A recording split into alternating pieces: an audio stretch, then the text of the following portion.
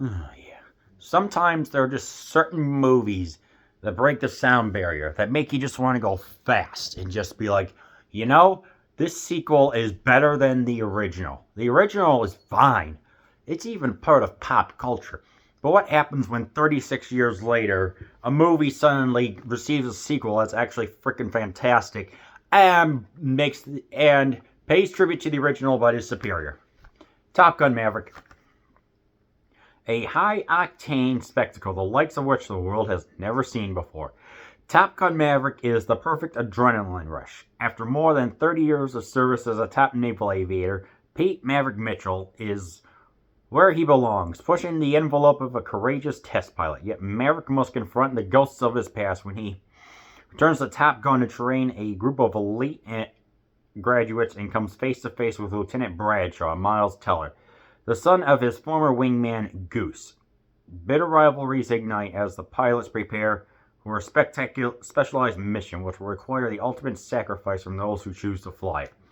And according to Joe Paul from Geek Tyrant, one of the greatest movies ever made. So how do I feel about this? Well, pretty much like what I just said. This movie was fantastic. This was going to be released, this was filmed in 2018, 2019, and it was going to be released, but it got pushed back because Tom Cruise insisted that this type of movie needs to be seen theatrically. Theatrically. And unfortunately, when the pandemic came, that kind of put the kibosh on it. And so for a while, I think until what? July 2022, when the darn thing came out. And it was truly a legendary picture, not legendary pictures. And, it's like I've heard fantastic things about this. I've seen the original, which I forgot to mention, bring it up now.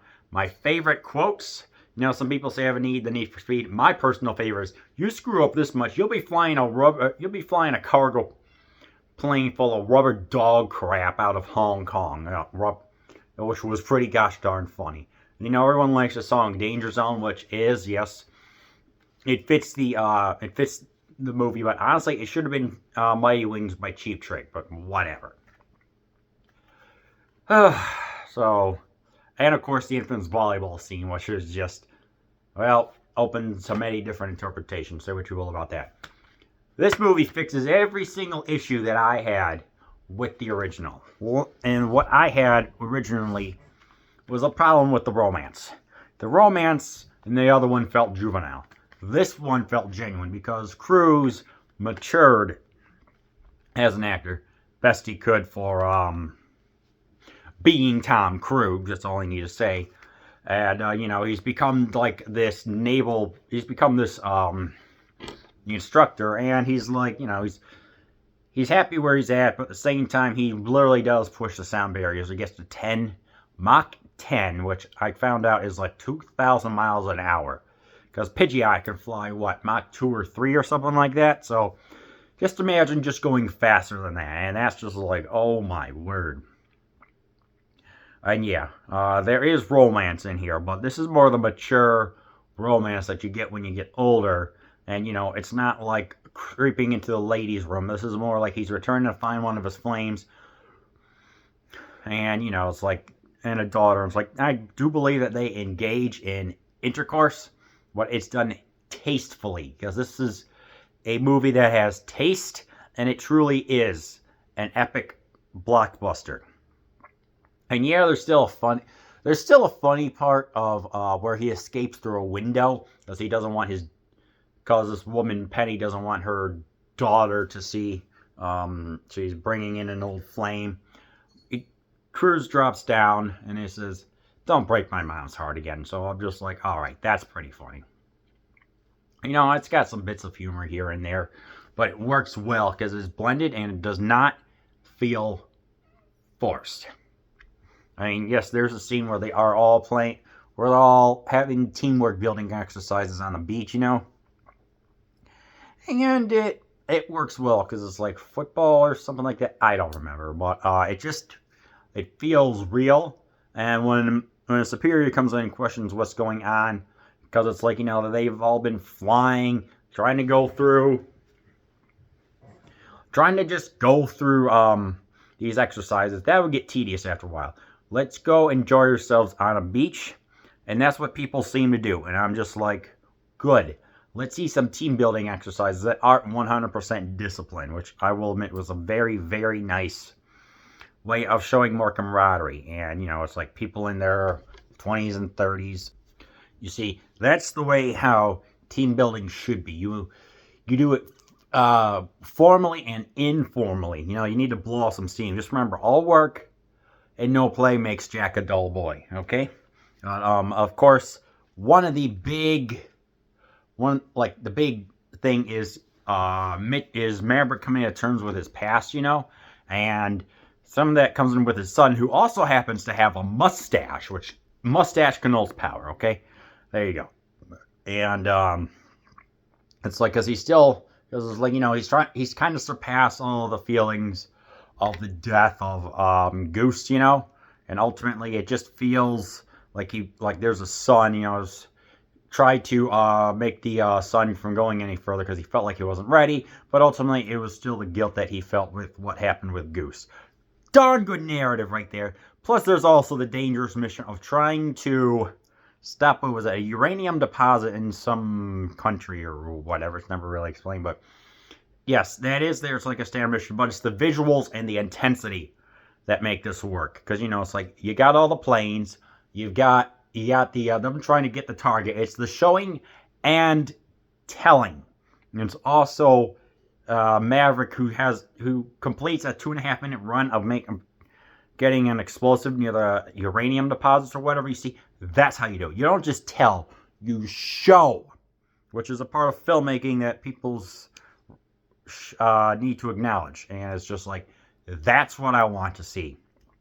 And of course, you know, all the battles going on, the training up in the air. I mean, that's all great stuff. Truly, it's at the end or the third act of when they're flying through that dang canyon, and there is real danger because there are these SAMs, surface air missiles, surface armored missiles, assault missiles, whatever, and these pose a real threat. Run, boom, one hit, boom, you're gone, baby. And it just And it's just during this last act, it's gripping and intense because these F-18 airplanes don't stand a match against the technologically advanced airplanes that this nation has. So they have to be real Tom Clancy-like and stealth their way through stuff and just try to survive, pretty much. It's just trying to survive. And, you know, it's like, you could tell that those two are eventually going to be in the same airplane. Yes, that does happen.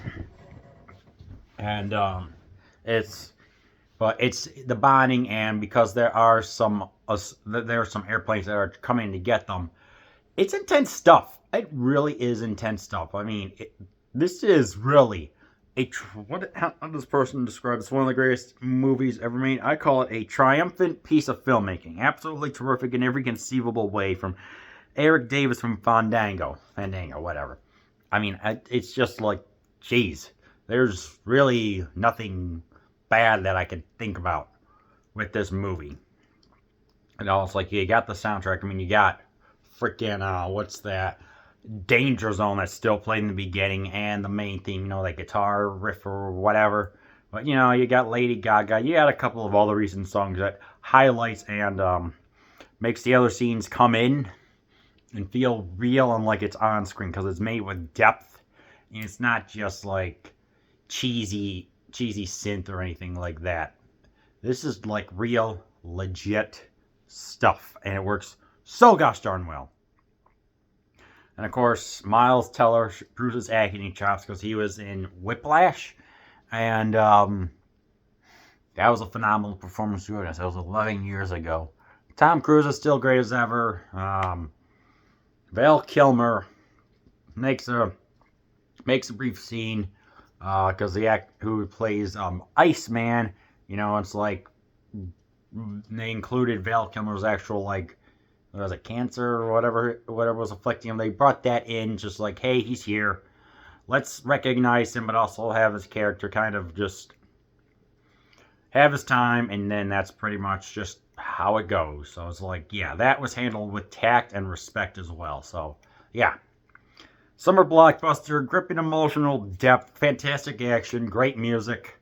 If I had to nitpick, maybe, I don't know. I don't have anything because it's maybe like the bar scene felt kind of stupid because it's like, hey, put your phone on the counter or something like that. Rings a bell. Hey, there's, hey, this guy's going by the next round. I'm like, that was kind of dumb. I don't know. That's like really the only thing that I can nitpick. So yeah, there's that. So yeah, if you want truly a phenomenal movie, then I recommend that you watch Top Gun Maverick.